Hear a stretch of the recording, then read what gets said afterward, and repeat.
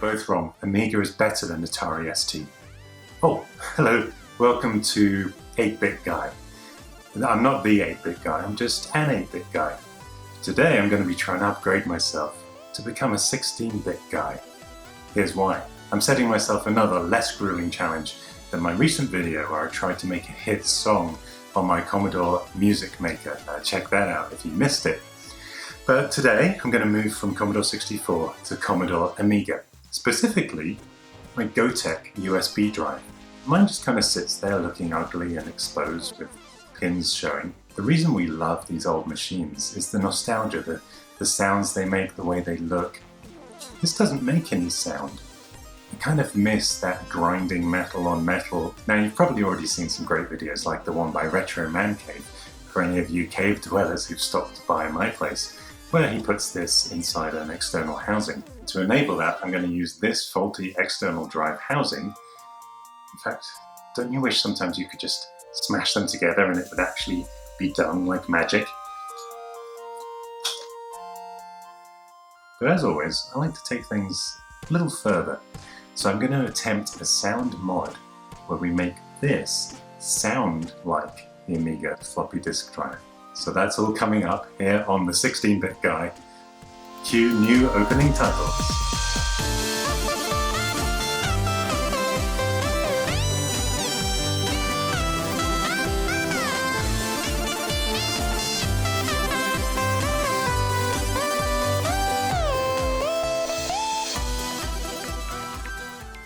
So on today's menu, here are the ingredients. We've got the Gotek thumb drive, we've got the external drive which is faulty that I'm going to rescue the case and cabling from, and we've got a speaker. This is known as a piezo speaker. Now, as usual with these things, the instructions available online are somewhat confusing, but I'm going to attempt to simplify it and demystify the process. I'll put a link below the video to where you can get things like this. I also have an issue with this drive in that the LED display doesn't stay on, so some of these numbers turn off, and if you put pressure on it, they'll turn back on. I don't think that's by design. Indeed, they said it was not, so I'm going to try to fix that as well. So 3 things on the menu today. Let's get cooking.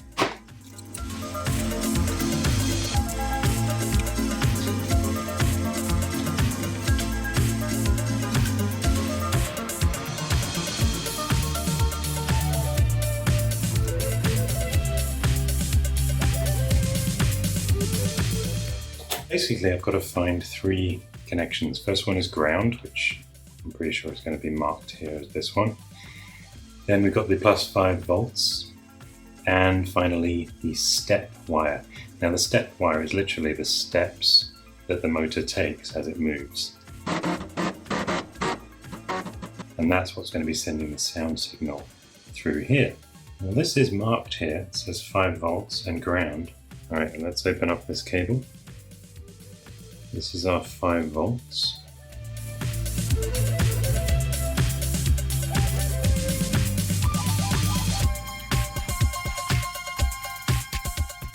So let's start by just adding a little more solder to the pin.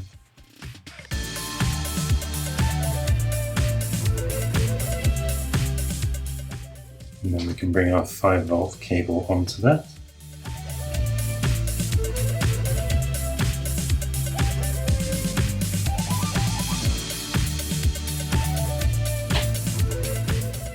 And then put some more solder on top of that.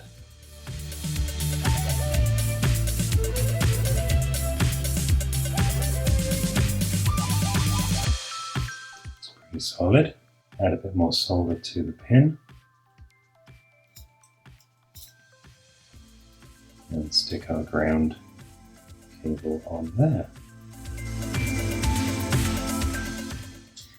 And a bit more solder on top.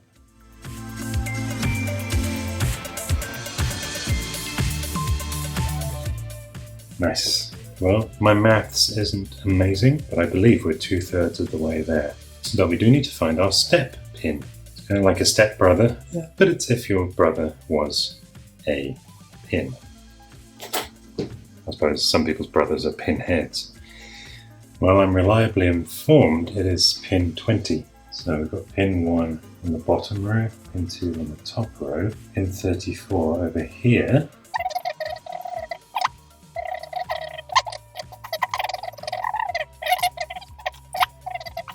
There it is. Oh, we've bridged 2 pins. Luckily I have a solder sucker. Try it again.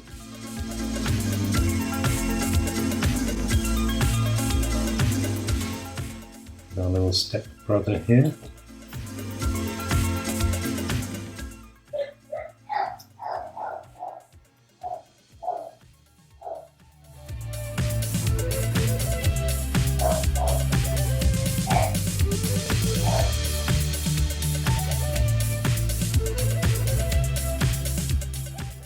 Perfect.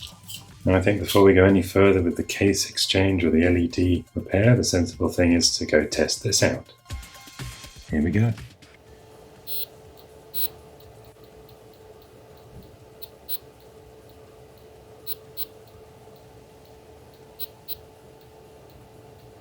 That's so cool. So the game I'm loading is Starglider, so I thought that would give us a long loading sequence. Now, of course, almost the second that I got this working was I told that this is no longer the correct way to do this mod. Using the step wire can actually impact on the reliability of the drive. But there is a firmware update that will allow you to connect the speaker to the 2 jumpers on the board instead. So I downloaded the latest update, put my thumb drive in the computer instead, and just dragged the update file across to the root folder of the thumb drive. What we do is hold down both buttons together and power on.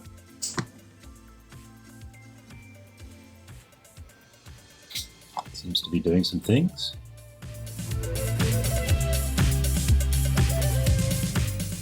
So as always with these things, there are 17 different ways to do things. So let's just remove what we've done here using my trusty Xtronic soldering iron. Really is an amazing device. Heats up so quickly. Nice. So now we can connect to jumper JB. Now of course my speaker has 3 wires and this has 2 pins. So what I'm going to do is remove this board.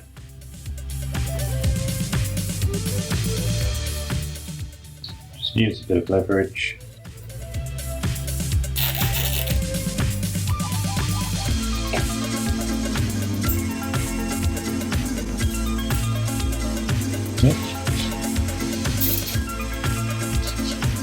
There we go.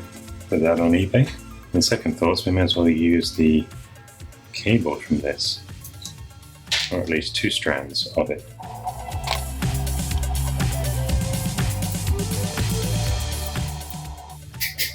Put that on eBay.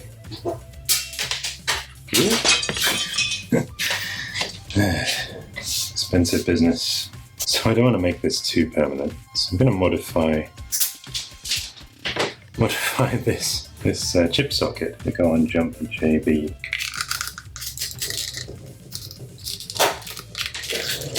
Where did that go? Make sure I can still get my drive selector jumper on there. Nice. We'll take our wires.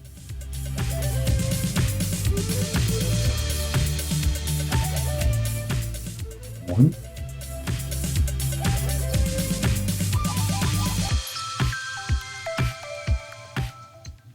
And 2.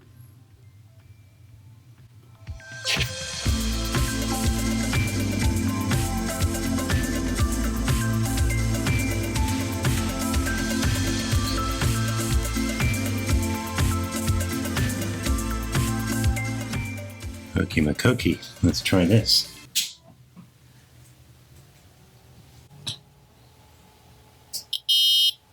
So it works and it's louder.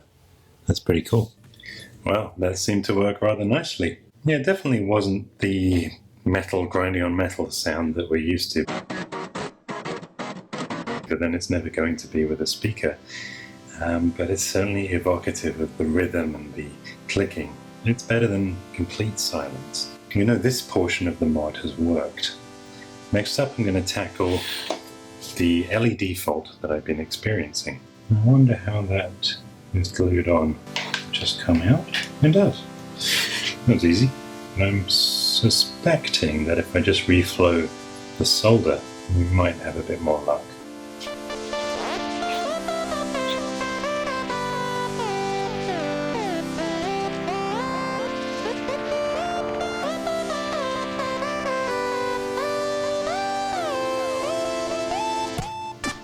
Sometimes I like to just use a bit of mounting putty.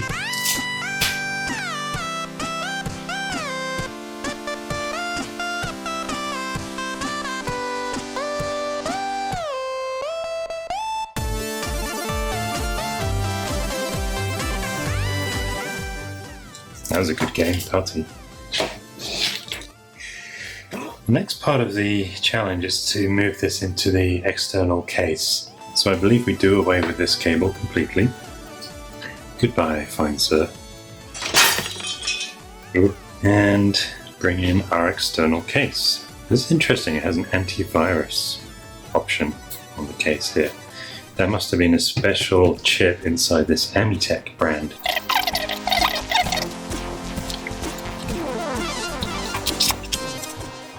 Alright, so that should just unplug, and it does. And this essentially is what this is going to become. I'm going to try and fix this in a future episode.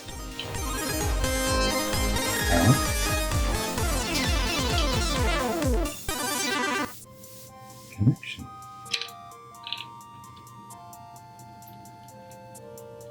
The front of this is way further back. And I think at this stage we'll put this back into its housing.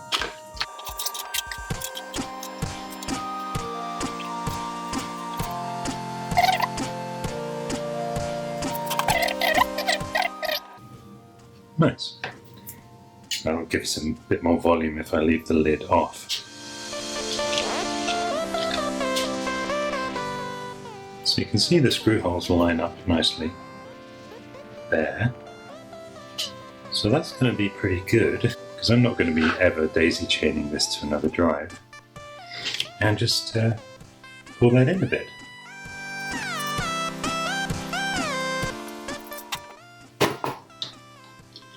Yep.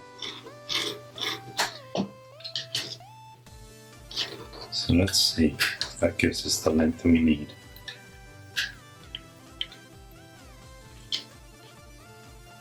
Yeah, look at that. We'll call this a volume hole that will allow the sound from the speaker to escape from the back. Yeah, every feature has a purpose.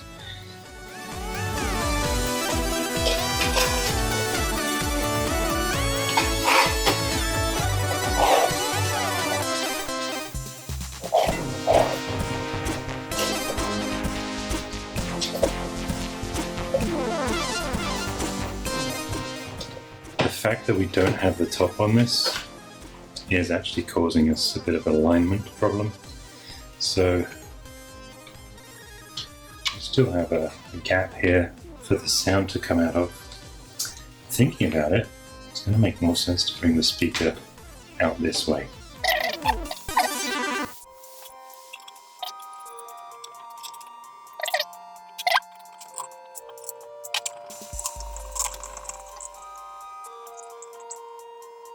Nice.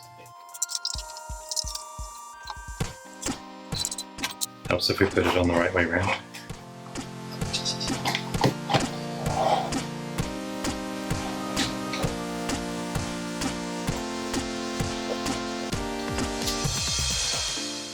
Perfect.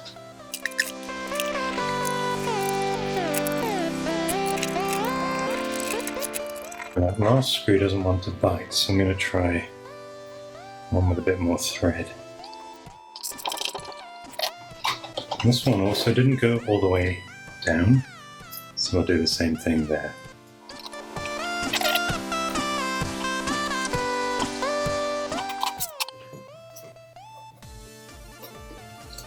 Okay, now I do want to get rid of this logo. I have nothing against Amitek. And clean up that area.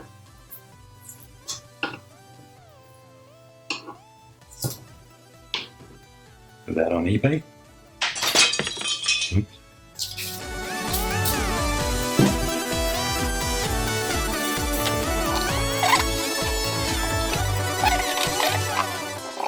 Okay. Better to put them on the underside. I was about to put them on the top.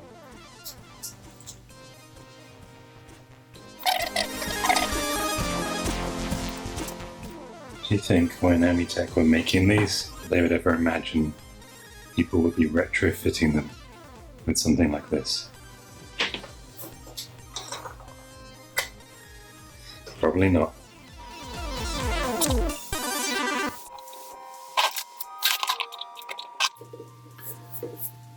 Lovely. I think I'm turning into an alcoholic. Don't you wish sometimes you could just smash them together and it actually be done like magic? Wait. What? As if by magic. I think it's going to live on the top of the Commodore 64 drive. So we'll do it something like this. Old meets new. Nice. Turn it all on. Hey, well, I can see immediately our LED is fixed. Yes. Beautiful.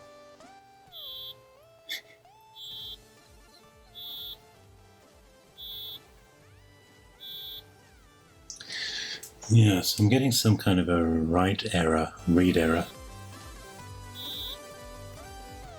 Just makes that kind of grinding noise.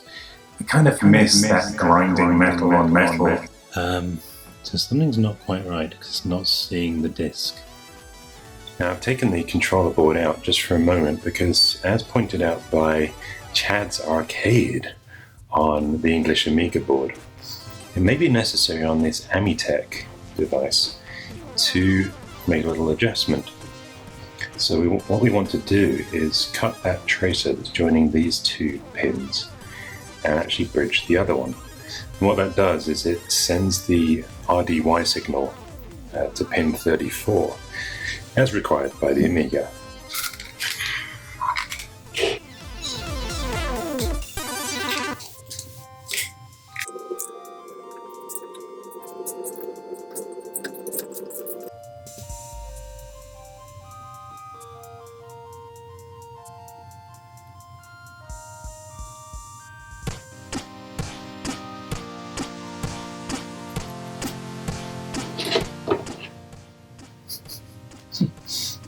Interesting. Created a solder monster on the other side.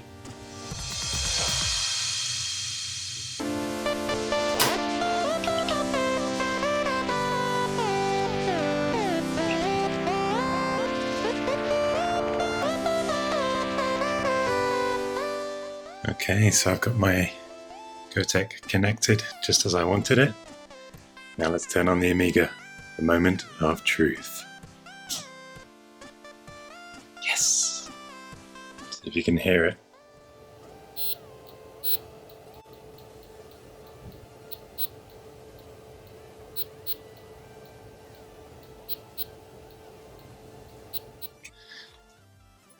Good enough.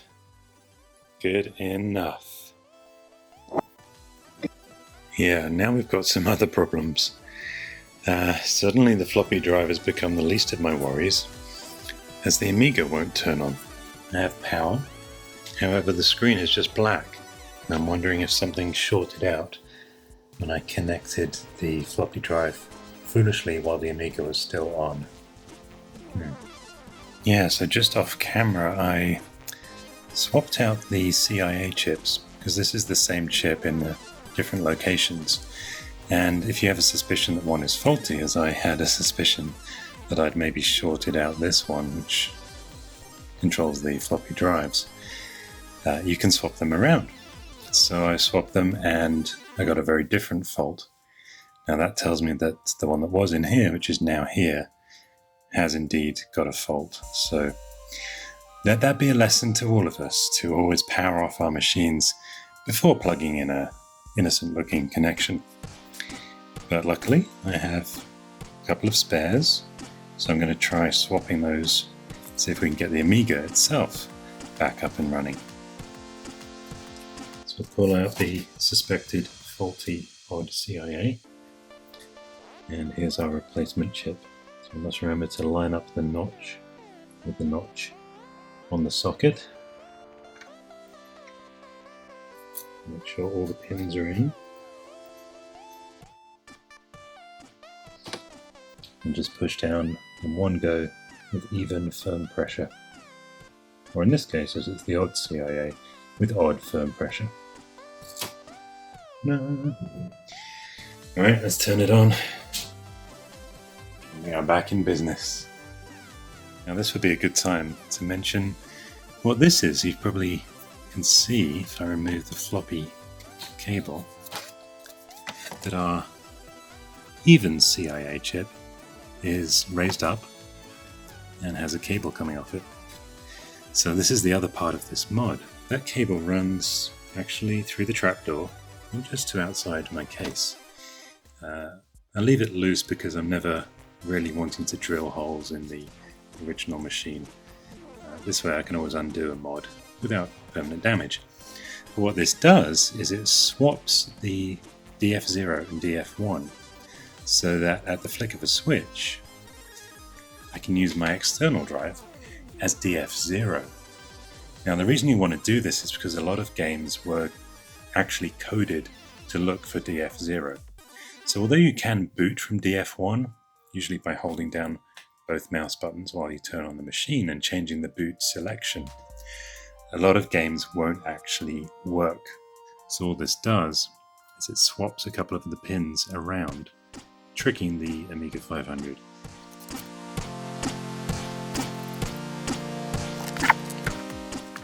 Plug this in now while the machine is off. Without the wonderful community that this is and all the other videos that I've watched, I probably wouldn't have known to test the CIA chips in that manner. It really is just a testament to how we're all helping each other. And what a great little community this is that we're all part of. Oh. Well, it's been quite a day getting this working, but we got there in the end. So I now have an external Gotek USB drive that sounds almost like a real drive, and that I can switch between DF0 and DF1 when I want to. Please do support this channel if you can by checking out my Patreon link down below. It really does help me make sure that I keep going with these videos. I want to thank you though for joining me on this journey. It's very hard to do these things without your moral support. I probably would have given up on this project if I didn't have you guys waiting to see how it turned out. So thank you. Make sure you subscribe to this channel because I've got something very special coming up very soon. You're not going to want to miss it. Until then, there's only so much pretending to load games just to test them that one man can take without actually playing some games. So until next time, if you'll excuse me, I'll just have to say cheerio.